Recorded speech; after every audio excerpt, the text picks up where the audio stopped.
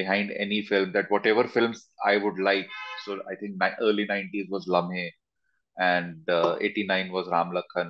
Studying a director or B director, like if I like their present movie, I would revisit their past films, or just to trace the lineage of a film as to where is a certain character in a certain recent movie is emerging from. So, for example, when Dar came out and became huge success, there were interviews by the makers and the articles that the character is inspired by Dilip Kumar's character in Andaz.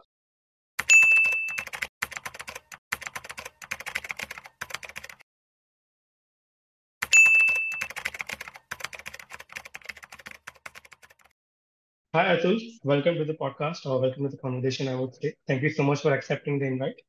And Thank you, Yug. much, how's your day going? How's the Monday morning? We are starting the work with you, so it's good. Much grateful. Even for me, it was a great thing to when I discussed with your like with Rian in terms of Monday morning 10 a.m. My team had a exclamation mark that Ayushma sir would be there at 10 a.m. Like I am sure about him. I need to be thinking about me that if I would be there. But yes, usually we are here. Hmm. Uh, this will be a free-flowing chat, as I said. We want like Jubilee has been a big hit. We have been talk of the town everywhere, and we want on our community of Wall. We have been seeing present in more than many collections. People recommending it, people discussing it, people giving responding to our content on different social media as well. So yeah, we thought about the person behind the Jubilee, one of the person behind the great series, to have with us and discuss. Yeah. Uh, First of all, I want to start how I read somewhere that it took a long time in terms of building of the web series. How has the response been for you as a creator? Are you like satisfied by it, or like how is the post series reaction to Jubilee been for you and the team? The reaction post the release for me, I mean, personally, has been a bit of a surprise because I always had that nagging doubt as to how widely can a series or a film based on Hindi film industry or any film industry for that matter in India can be received.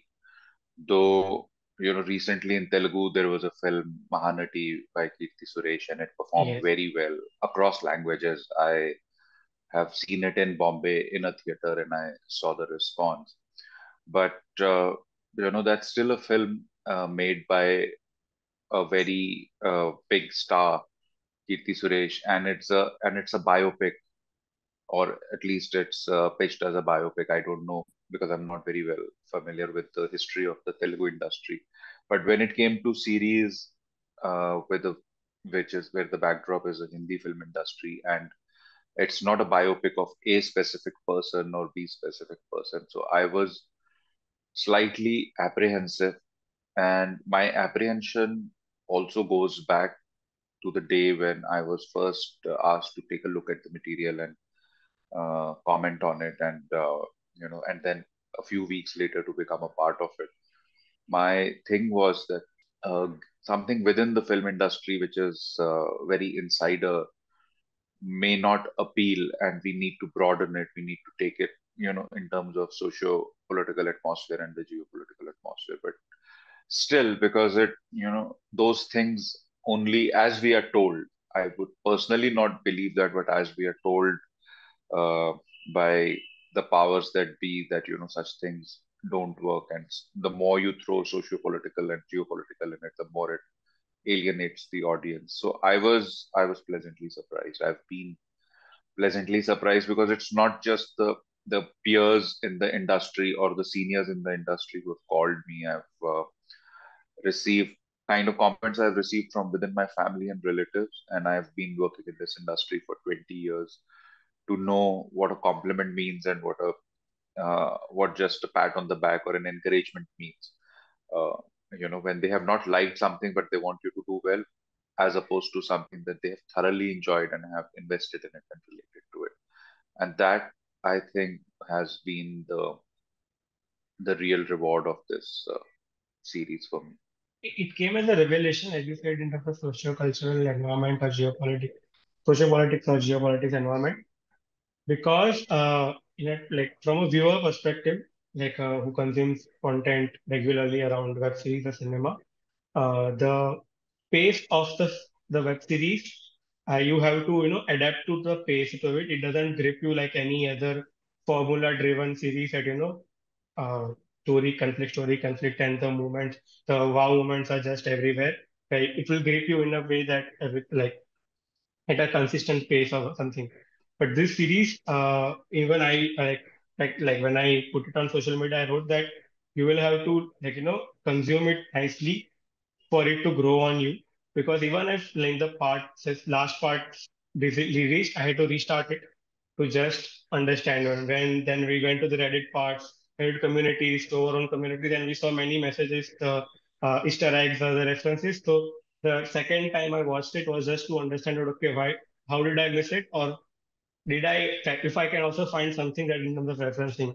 So in a way, when you wrote it, like when you wrote the part or when the final post-product thing was happening, did you had any kind of thought that, like, this is my personal question in a way, that थोड़ा धीमे जाएगा या like how will people accept it? Because the reason I am asking is ज्यादा series जो भी like the content that has come up वो ये pace में नहीं है, and it's a kind of a challenge or a, if I would say, risk in a way that ये pace पे आप गए, and the great part is it succeeded. But did it ever occur in terms of the pace of the series?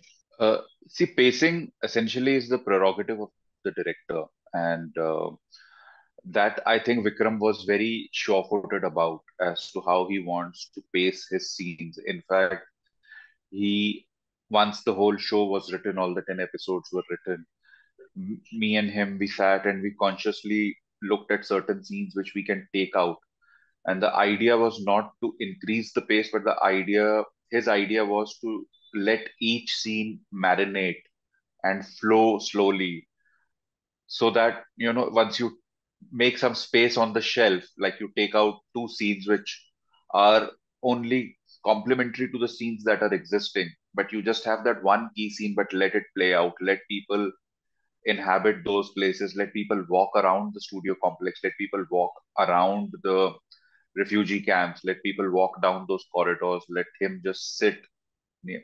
So I think what Vikram was very sure-footed about how he wanted to pace it and how he wanted to treat each scene, and therefore he needed that screen time space from me. So I don't think it worried him about being slow or fast or what was prevalent in the market.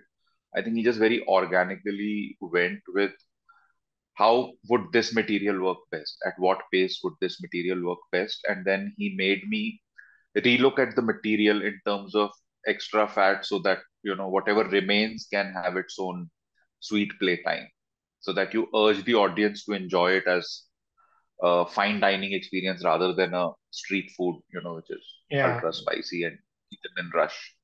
yeah. Jubilee would be a great rewatch every time in my head. That like, because now I know each episode or something. Even if someone like anywhere I go, someone starts any episode, I would know this is happening, but still I would want to see how again he does that, how again he puts that one liner or that smoke or anything. As a writer, how was it creating the world on paper? Because the details have been extremely like near perfect to everything that the world has like as an immersive experience. So as a writer, how did the world of putting up Jubilee on paper go? It was very exciting because I look at myself. I mean, I do drama and I tell stories within drama, but what we are essentially doing is archiving, for the lack of a better word. And having spent 20 years in this industry and, 20 before that, just watching films with my family and films being discussed in our house, and not just what is on the screen, but what was off, if, whatever was published in the magazine about the people who made the films or their interviews. And to have all that, a mental repository of all those anecdotes and how the greats transpired. And also, I think I'm from the that last lucky generation that saw our greats, and in both in terms of the spaces and the people. in Bombay. When I came here, Dev Anand was still alive, and Dilip Kumar was still alive, and I've been I mean, I've been to a party where I stood very close to Dev Anand and I've interacted with him. You could see his studio. Mehboob Studio is the last of those surviving. I feel I've been very fortunate to have worked in a company where I could interact with Mr. Yash Chopra. So, and somebody who directed his first film in the 50s, uh, and has directed a range of superstars starting from Rajinder Kumar to Shah Rukh Khan. So I had a lot of mental repository of anecdotes, of stories, and then of course there is a love for Bombay. Then there were a lot of oral history that has passed down to me because um, I am the third generation of a family that's a partition survivor. The family came from Karachi to Jamnagar and then to Agra. Some part of the family came to Bombay, some part went somewhere else. So when you have all those things, and how do you, otherwise those things go with you. If you can either write a book about that, or sometimes you find a fictional story, but Yeah. which becomes your vehicle for all that or most of the repository that you have in your head.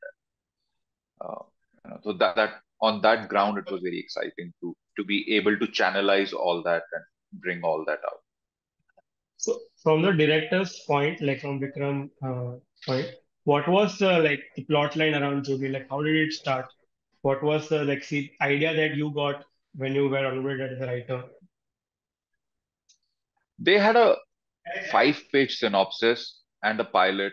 I mean, the pilot uh, was very different from what it is now. It didn't work for me at all. But I don't think Vikram came with very specific set of ideas as to this is how it should be. His was more, this is the show. These are the main characters: Roy, Sumitra, Vinod, Jay, and this is the starting point. Like the day she elopes from the theater, and this guy is sent to fetch her back. And I think I just took that seed that, okay, she's in Lucknow, they are in Bombay, he has to go to Lucknow to get her back, and in Lucknow he will run into Jay, and there is a Jamshed Khan. From that very basic seed is what I started, and then at once the first episode was done, I think then I had a little bit of clarity as to where I would. I mean, when it was done from my end, then I had clarity of where I would like to take it, and I shared it with him in confidence, and then he was equally excited about it. So that is how we sort of embarked on that journey. It, like as you say, from the scene that it starts, it kind of intrigues you as a viewer, and then the entire journey at the end of the if I could go to the end, everyone loses, right? It could be love, it could be life, or everything. And as a storyteller, what was your point that मुझे ये share करना है at the end of the story? Just like I want to share this point from my story, from this story called Jubilee, because it does a very good part of showing the entertainment industry from the past or even now that people have thoughts or opinions around that. What they are showing might not be the same way they are living, or the transparencies in their life might not be the exact thing. But still, whatever they might be, stardom is stardom. The fandom or the desire to be that or to love that is still immaculate at the point, even in these current times. And I could only assume what it would be in that times when the resources were so less, or the kind of the world they were living in was different.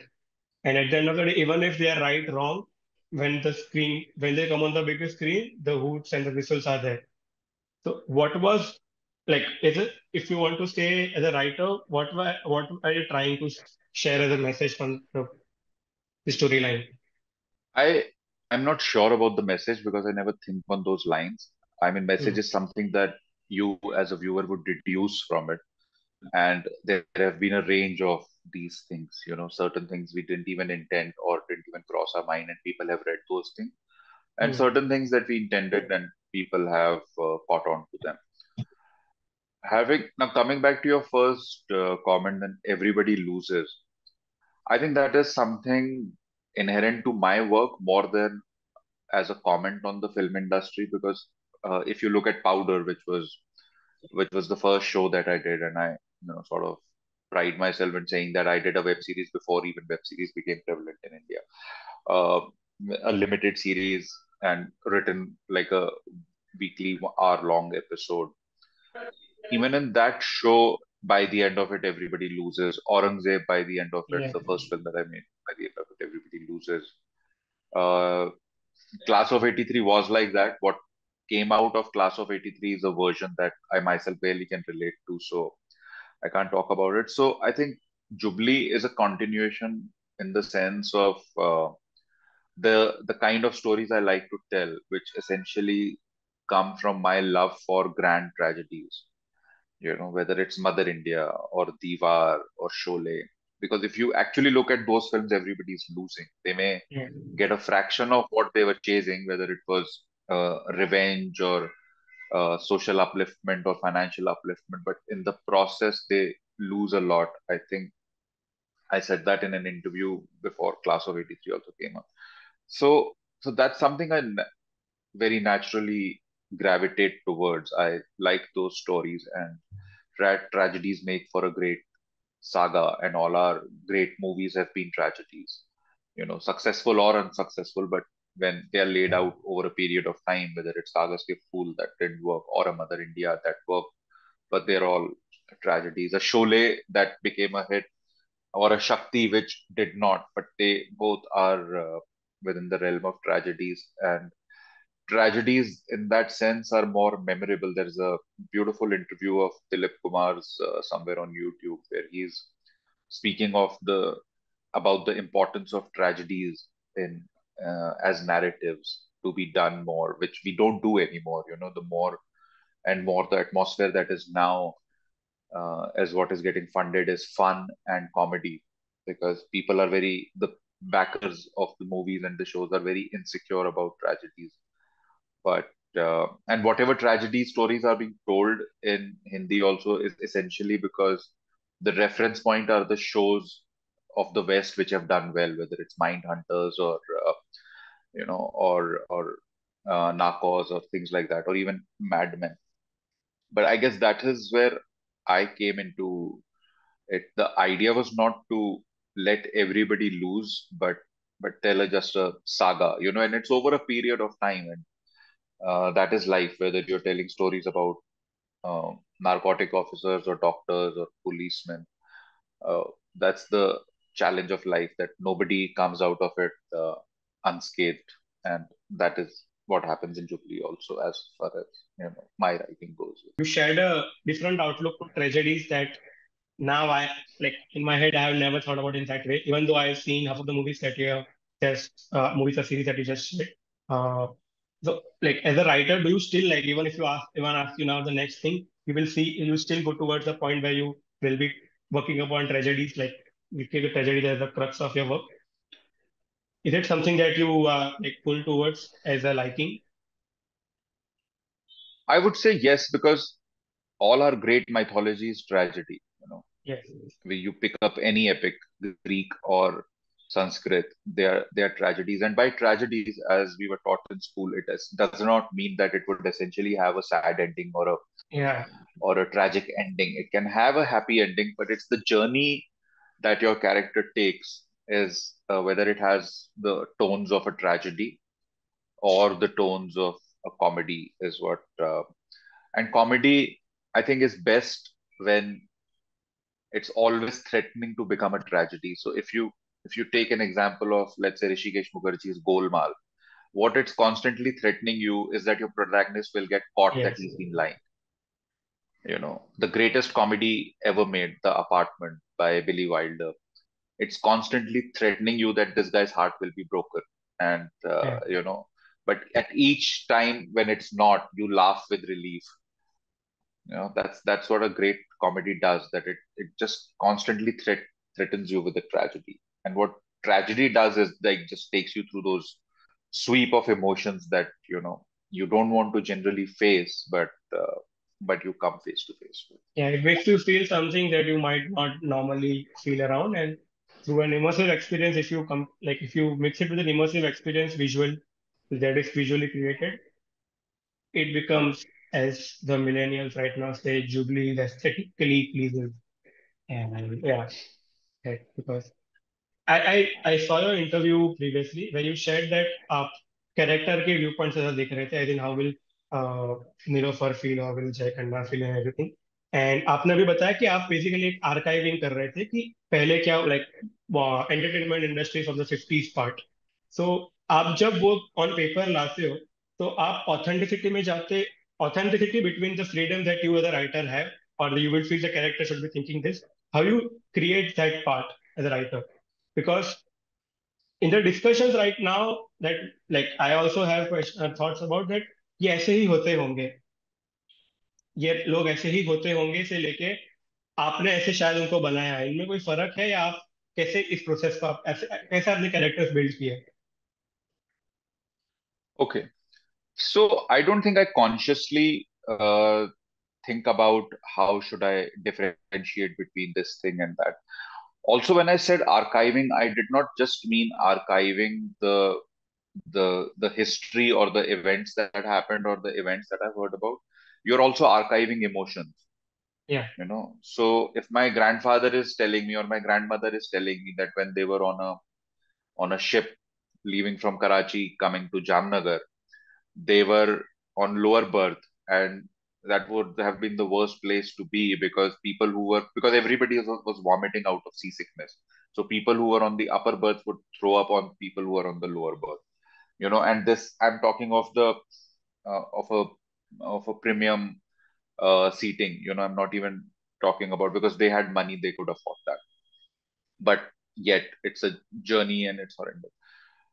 So when you think about a person who was of a woman who was married to an affluent man in Karachi and then had to leave like this, where the husband is not even a part of that journey, he's been left behind, so she's bringing her children in, and tons of vomit is raining on her and other women like her. What is the emotion she's going through? And in that moment, if I'm writing it in present, I become an archivist of that emotion of that moment. It's not just about a fact that a ship left from Karachi and came to Jamnagar, or what was the name of the ship, or on what date it left. All that is historical accuracy.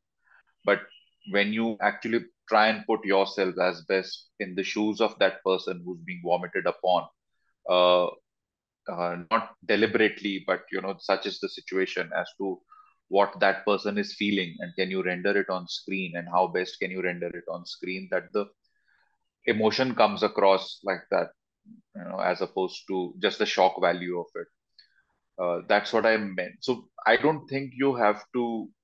There's a lot of it happens in the subconscious. yeah. I can't create that thin line consciously. As the moment I have the information, that much is fine, but to build upon the emotion of that information is something which happens subconsciously, and I've not tried to delve too much into my own process because I like to do it subconsciously as opposed to being aware of what I am doing. I think my a maturity for any writer is when you're starting out, you're very conscious of the things that you want to do, to come to a point where you realize, the best of the things that you have done in the last 5 years are the things that just happened.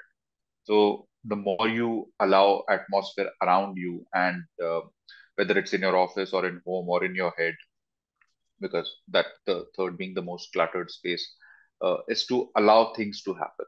I must say, like the incident of the train was a real life story, right? That you just shared about Which one? the vomiting The part. ship, yes. Yeah, yeah, Yeah, yeah, yes. That's yeah. something my grandmother told me. I must I say shut you my are a tongue for great narrator of real life stories because it in my head I am taking it as a scene, and I that. like I if I could I'll just like ask you how your life is, and I'm sure you will still like the things you share will be uh again in a way that I would love to listen if I can't put the words nicely. And I got your point. Maybe I couldn't put the questions, put that question in right way. Uh, but I get your gist of it. As you shared more about your uh, like you're sharing more about the past or your experiences elsewhere and everything, that you also put a point of last 5 years. How did you end up in this, like in this profession? Because you, like as you said, it's been 20 years, and as per IMDb, 2003 was the year when you started working. Will you just share about like how did movies happen to you, or the films happen to you? That was, I mean, how did I came happen to be in Bombay and started working? That's another part of it. But the love for movies or was goes back to my childhood, and the first time I ever became conscious of a director behind a film was when I saw Subhash Ghai's Ram Lakhan as a 12-year-old, and that movie blew me apart. And I think that was the year where I became so conscious of director behind any film that whatever films I would like. So I think early 90s was Lamhe and 89 was Ram Lakhan. If the director has been working for a while, then I would go back and find the video cassettes of that director and watch his films. I can't say her in that sense because we have had very few women directors in that era. But Sai Paranjpe being one of my favorites. So if I'll see Katha, I'll go back and watch Chashme Badur. That's the time when I started studying A director or B director. Like if I like their present movie, I would revisit their past films, or just to trace the lineage of a film as to where is a certain character in a certain recent movie is emerging from. So, for example, when Dar came out and became huge success, there were interviews by the makers and the articles that the character is inspired by Dilip Kumar's character in Andaz. So I had to go and find a video cassette of Andaz from a local store and then watch the film. And what I was expecting and what Andaz turned out to be are two different things. But it's like how Dilip Kumar played this negative character obsessed with a woman and how Shah Rukh is playing that. Of course, those are two very different characters, and some article just happened to have equated them, which I don't think is the case once you see both the films side by side. But the point I'm trying to make here is that I was that conscious of that I want to direct films. I think by the time I was 13, 12 or 13. So as soon as I entered my teens, I think my first hormonal reaction was more towards movies than towards the opposite sex. But as for anybody living in a small town, you don't know, you think movies is something that happens to people who just accidentally land up in Bombay or to the children of people who are born in the film families. You don't imagine that it can happen to you as a profession. And I therefore completed my education, started pursuing chartered accountancy, completed my education there, did all my training and all. But what happened, I think, to my generation in terms of exposure was also the internet, which just shrunk the world. And the first thing I remember and because we could afford it, we were very, even in Agra, we were one of the early families who had a dial-up connection. And the first thing I did on internet was started downloading the screenplays and reading them. And there was a website I think called screentalk.org, and they would list the screenplays, and whichever screenplay had won an Oscar, they would have the emblem of Oscar next to it. And that was my first exposure to international cinema. Like I read Pulp Fiction much before I saw Pulp Fiction. I read Silence of the Lambs much before it came on Star movies back then, and I had already made those movies in my head, not knowing what they were from the scripts that I had read. So I was also parallelly directing them in my head, and to the point of sounding cocky, that when I saw Silence of the Lambs, I think my first impression was that Jonathan Demme has not made that great a film as it was written, and I could have done it better. But over the years, I've loved that film, and I've read the novel, and I've read the screenplay, and that was just a childish thought that somebody in their teens could have.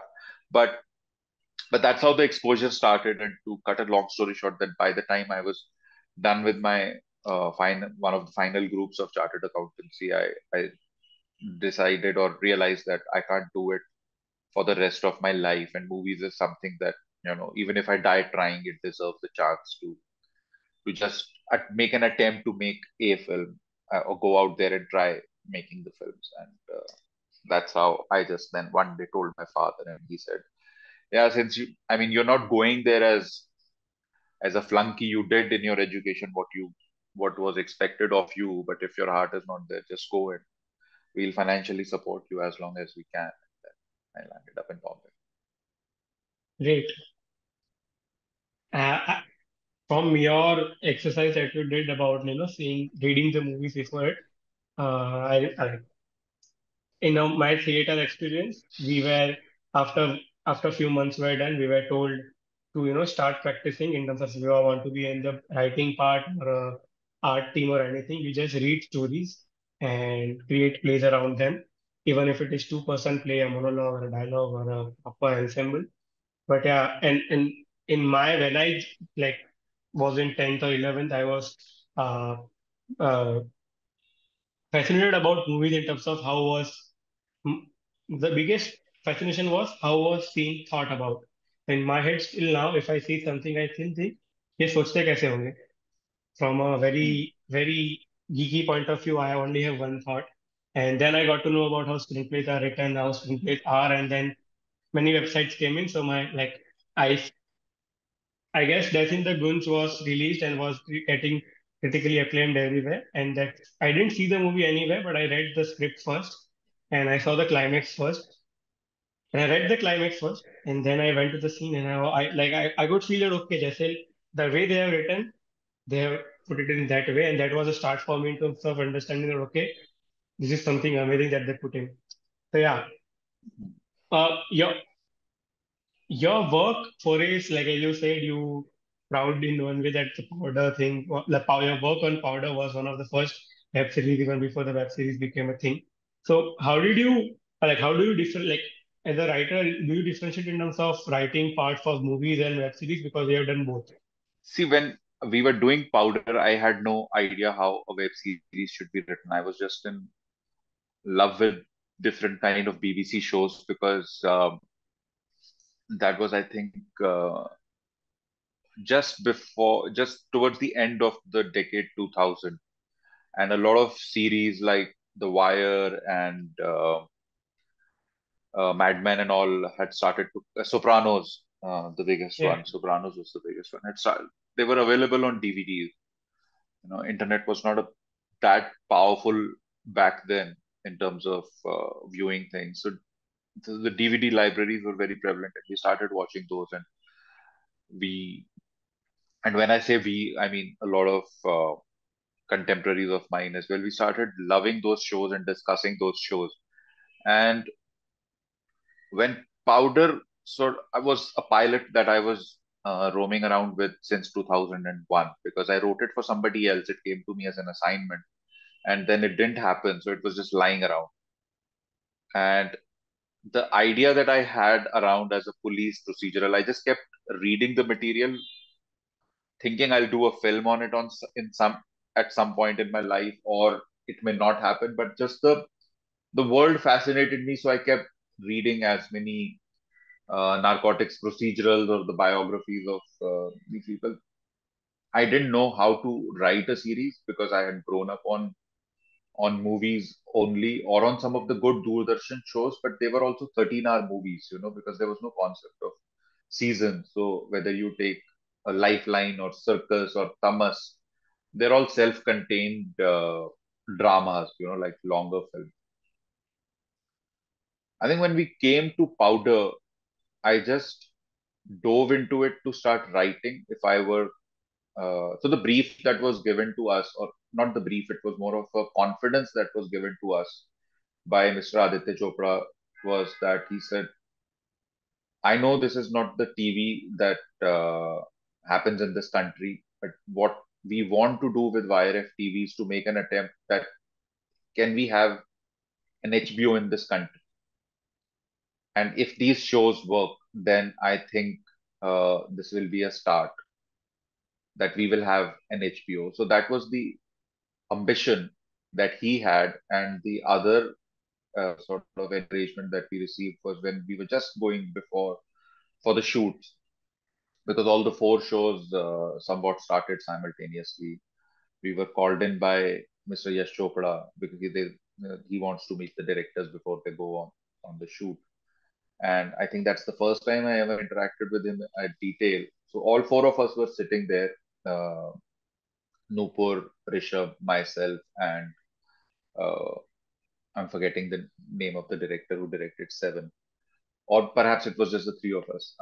My memory is a little fuzzy around. But what Mr. Yash Chopra said is that these are not the usual shows that are usually happen on television, and you may realize to your shock that once they come out, they may flop, that people may not like them or the critics may not like them, and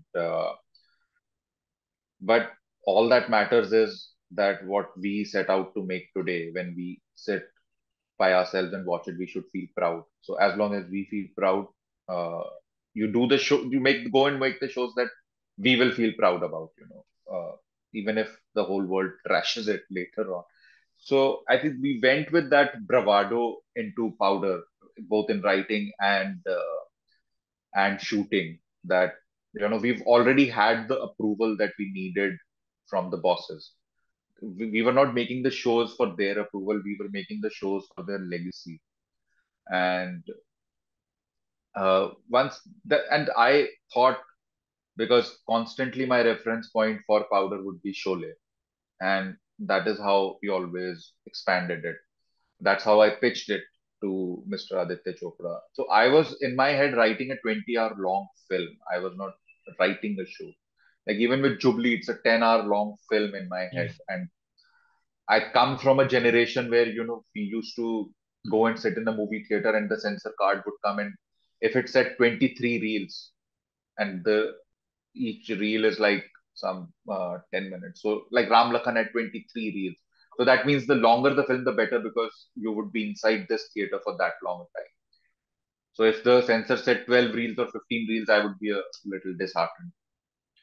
But yeah, since I've grown up on long films, which had which started mostly when the heroes are born and their father is young, and then something will happen to the family, and then by the end of the film, one brother will be driving the car escaping and the other brother will be on top of the car chasing him as a cop.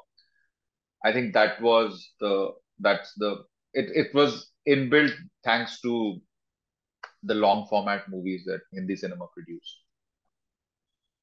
You, you said about getting confidence from the producers, or going into a bravado that we could like we'll do our best to, and then let the audience comment on it. Did you had any like from then to now? Did you then also had any creative process that you for yourself followed, like a discipline or routine or anything that you had in mind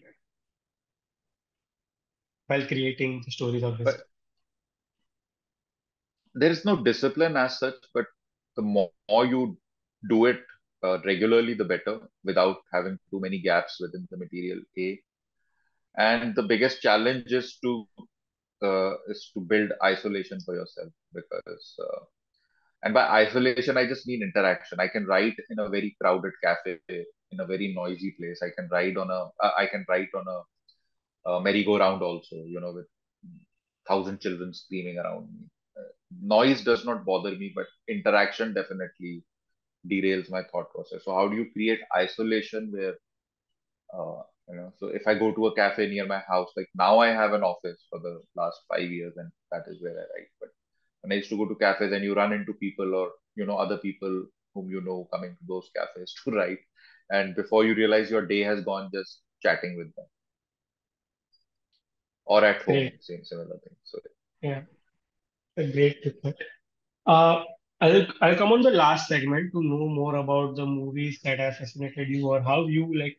I'm pretty sure you will be having a very strict routine every day in terms of the like schedule. You will be having a busy schedule, and That's what I'm assuming about from the interaction with other people from the industry. How do you like invest your time into movies? What influences you?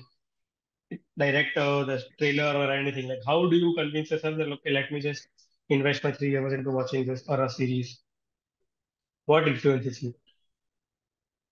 Oh, I don't think like that. For us, when we were growing up, watching a film, and it could be any film. It could have Amitabh Bachchan in it or Hemant Birje in it. It could have Rajesh Khanna in it or Puneet Sir in it. It did not matter. As long as we were taken to a movie theater or we were given a video cassette to watch at home, it was party. Yeah, For that. me, Hmm. for me, up until very recent, an opportunity to watch a film is a blessing. It's not something that is beckoning my time or my money. Even now, like It's my question was about the now part. Like I got the fascination of the movies in your past, but now when you have Yeah. work, I think up until the pandemic, I would watch most of the stuff without judgment. But post pandemic, I have sort of found it a little difficult to go. But then post pandemic, what has happened is my overall viewing has come down. It's not about going to a cinema hall. I've not even watched that much of stuff on television, also on OTT. What I have been drawn towards since the pandemic is just revisiting the movies and the books that I loved when I was growing up, and that's what most of my viewing goes into is going to the older films. And old doesn't necessarily mean black and white, but even the movies from the 90s or the up until just before the internet era. And do you have any if film? Yeah, it's a sorry. very conscious study that I did once with a friend. It's just an interaction that you look at the Oscar nominees before the internet came in, like up until just before the broadband internet came in, which is 2000 something. And you look at the Oscar nominees post that, and you realize there's a market quality difference between the movies that were made before the internet came in and the post Mm. internet. The other noticeable uh, shift that happened is the last of the great directors, even till date. If you take Christopher Nolan as the holy grail of film directors who are globally renowned, that's the last of the generation. After that, generation of Paul Thomas Anderson, Christopher Nolan, Darren Aronofsky in the 90s, Quentin Tarantino. Even Hollywood has not produced a series of director in every decade. Otherwise, they had some five greats in every decade. It just stops at the internet era. The post-internet, in those 20 years, what we've had just one great director for Jordan, who's been so far consistent. But you had Steve McQueen come in with Thousand Years a Slave and Shame, and then suddenly he's nowhere.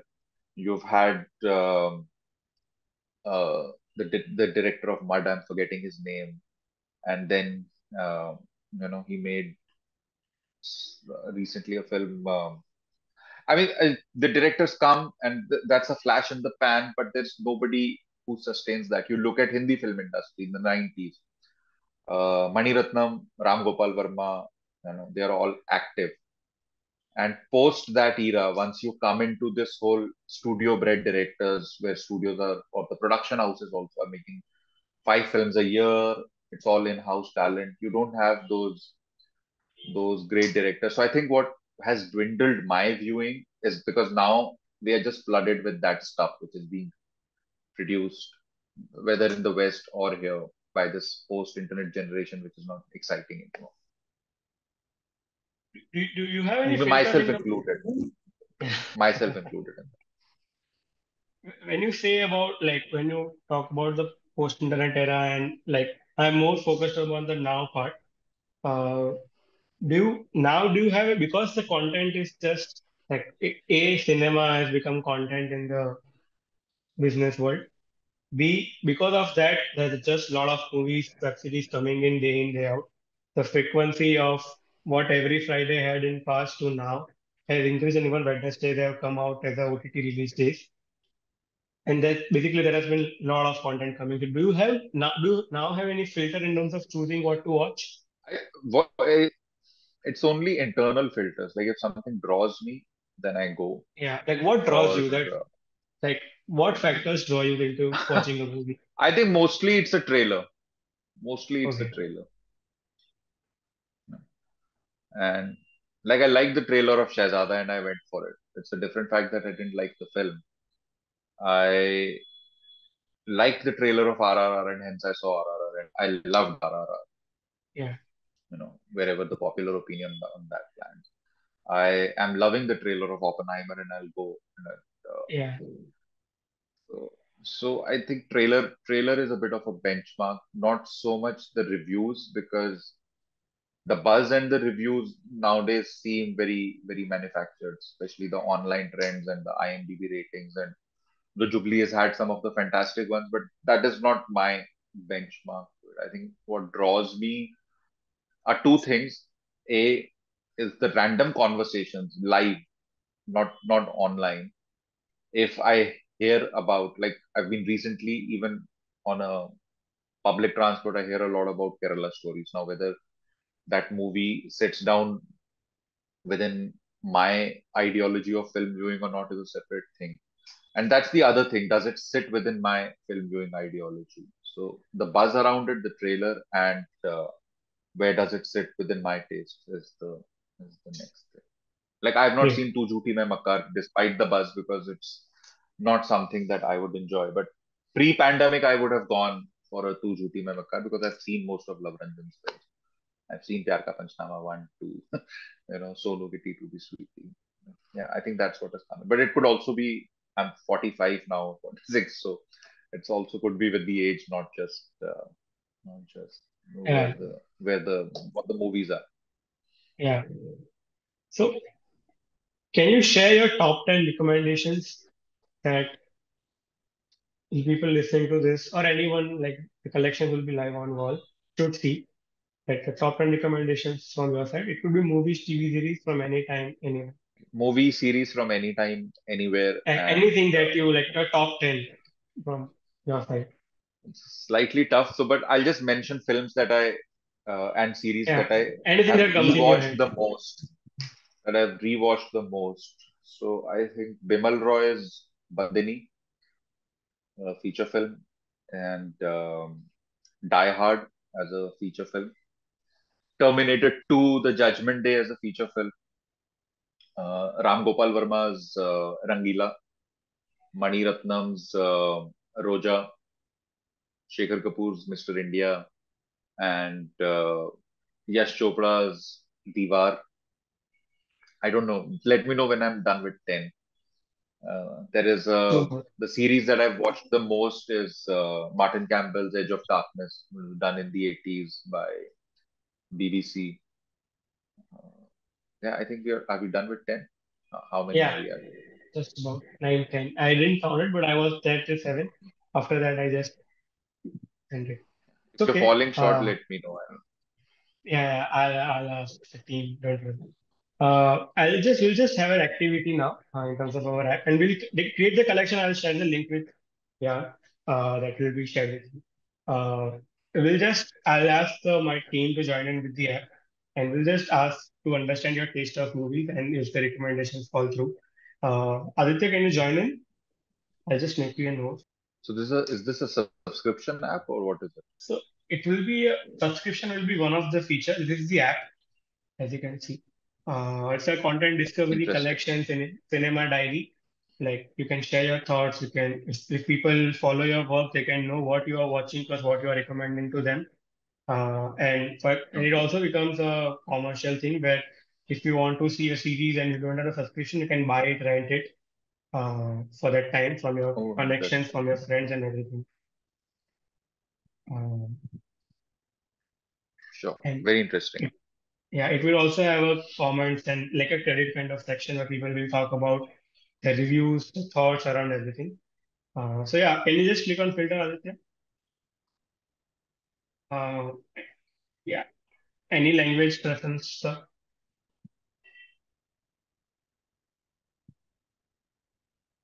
Okay. Oh, you're asking me? Yeah, any language preference from your end? Anything English, Hindi, Punjabi. These are the three languages I speak. Okay. Genres? So all genres, most of it.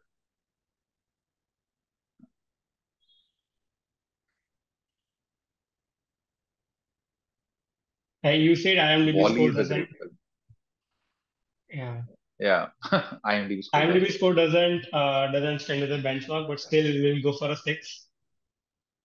Okay. And And go for why? a 5. There are some great movies which are 5.2, 5.5, Oh, you 5.6. follow, but Really you great don't. films. Okay, I thought you don't follow that. But you follow, but you don't put it as a benchmark. Yeah. Yeah, Okay. I don't. Because I've seen some films, Brian De Palma's Snake Eyes being one of them, has some great shots, some great storytelling. And then I went to IMDb, some 5.6. What the hell? Just apply.